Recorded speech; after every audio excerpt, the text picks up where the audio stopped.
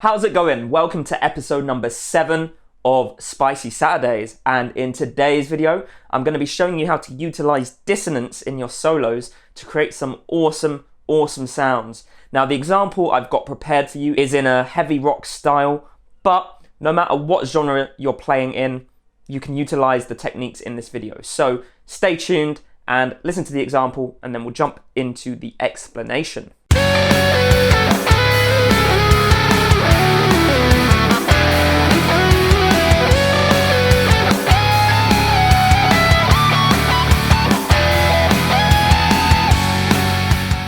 How's it going? I'm Dave, and my channel is all about helping you create awesome neo-soul, R&B and other modern sounds on your guitar.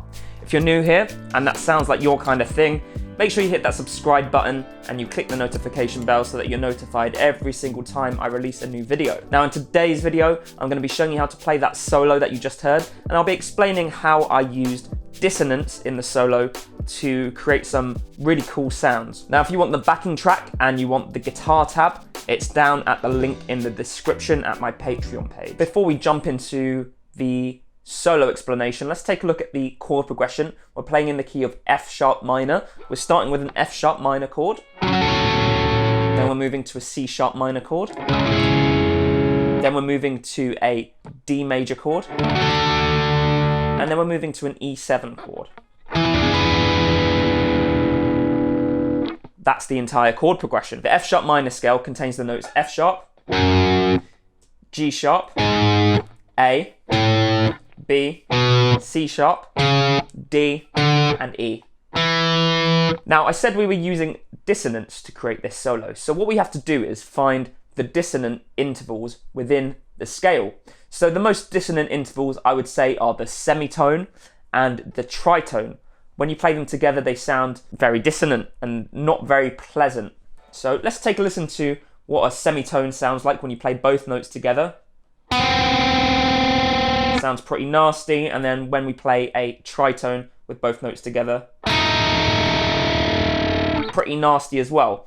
But if we can play these dissonant intervals with notes that are in the key, you can create a really cool effect when it's in context. And you can actually add a lot of tension and emotion to your soloing by doing this. So let's take a look first of all at where the semitones appear in the F sharp minor scale. So we've got between G sharp and A, so those are where the first set of semitones appear. And then we've got between C sharp and D. So what you want to be able to do is find where these semitones occur all over the fretboard where you can play them at the same time. So for example, let's take G sharp and A. That's one place we can do it. The 4th fret of the low E string and the open A string. Then for example, we could do it here as well. The 11th fret of the A string and the 7th fret of the D string.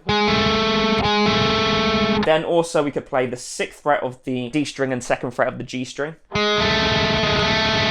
could also play the 13th fret of the G string and the 10th fret of the B string. And then we could also play the 9th fret of the B string and the 5th fret of the high E string. Okay, so those are some options. And obviously if you want to just play those an octave higher, you just increase it by 12 frets. Then for the C sharp to D sharp, we could play C sharp at the 9th fret of the low E string and D at the 5th fret of the A string.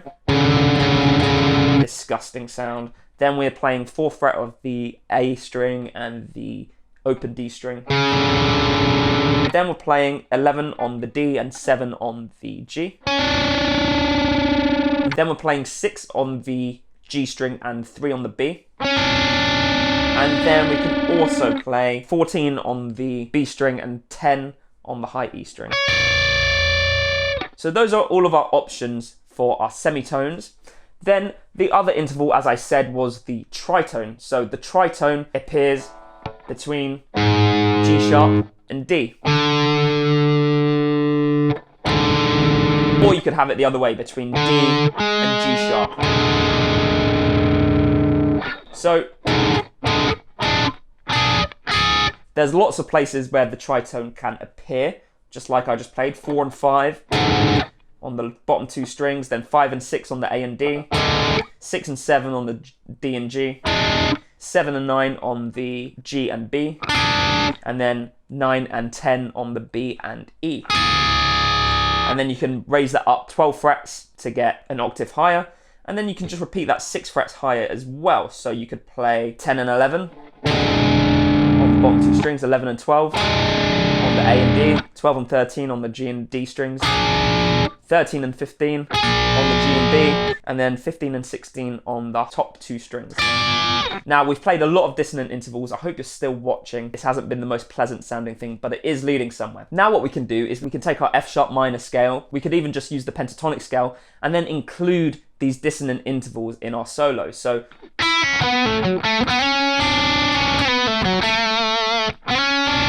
I use that dissonant interval there just to add a little bit of tension and then resolve it. Same up here with the tritone.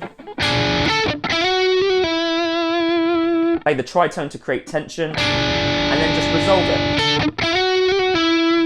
on a more stable note, which could be your root note or a chord tone. Now, there's a player called Aaron Marshall who I really am very inspired by. His project is called Intervals. I definitely suggest checking out Intervals. He does a lot of this semitone stuff.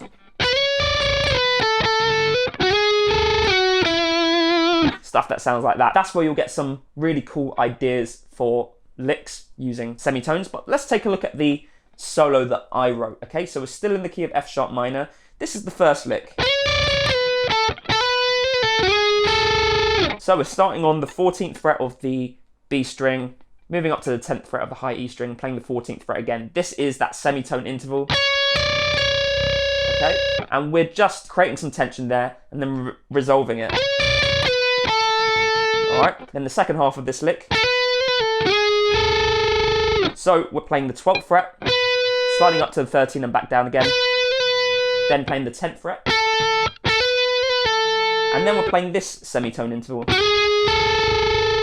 sliding into the 13th fret of the G string, and then the 10th fret of the B string.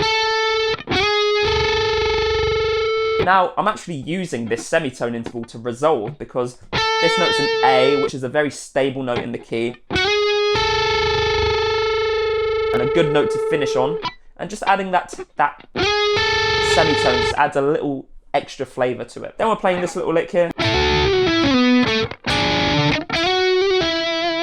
Just playing a little double stop here, sliding down, standard lick in the key of F sharp minor. Then we're playing this tritone. So we're playing 7 and 9 on the G and B strings, so that's D and G sharp. Yeah. This goes really well over the E7 chord. Okay, the tritone works really well over the E7 chord because tritone is contained within the E7 itself. So playing this tritone and then resolving it up to the 10th fret of the B string, 11th fret of the G string, sliding up and down a fret, and then finishing the lick on the 9th fret of the G string. So altogether we've got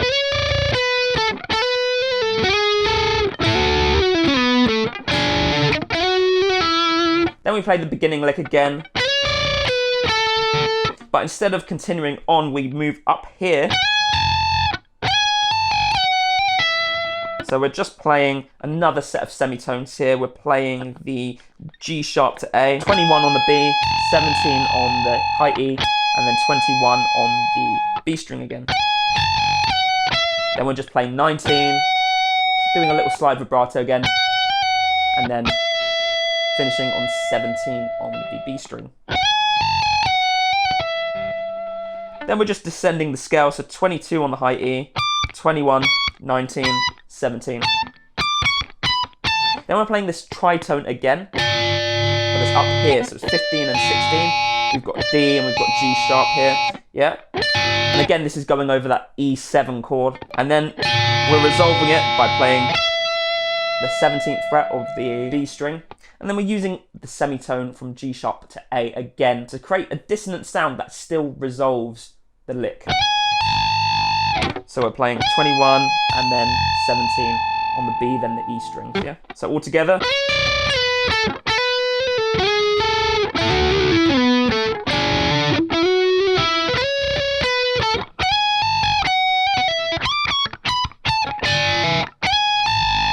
So there there you go. I hope you've learned a lot today. You can use dissonance in your solos, use those semitones, and use those tritones that appear naturally in the key. You can create some awesome tension and feeling and emotion in your solos. As I said, the tab for the lick you heard at the beginning, down in the description, there's also a backing track for you to download and play along with as well. So I'd highly recommend checking that out. If you enjoyed the video, click like, let me know what you thought in the comments, and subscribe to the channel if you haven't done so already. If you'd like to improve the sound of your chord progressions, I've written a book called Chord Charisma, and in Chord Charisma, I take you through all the essential techniques you need to know to transform the way that you look at chord progressions and the approach that you have towards them. I'm offering the first 2 chapters of the book Chord Charisma for free. In those first 2 chapters, you're going to learn how to write a basic chord progression with the 7 chords in your key, which order chord should go in, how to decide what chord to go next in your chord progression, that sort of thing. And then in the second chapter, I show you how to extend these chords with things such as 9ths, 11ths, 13ths to get that really jazzy, sophisticated, advanced sound in your playing. Completely free for you.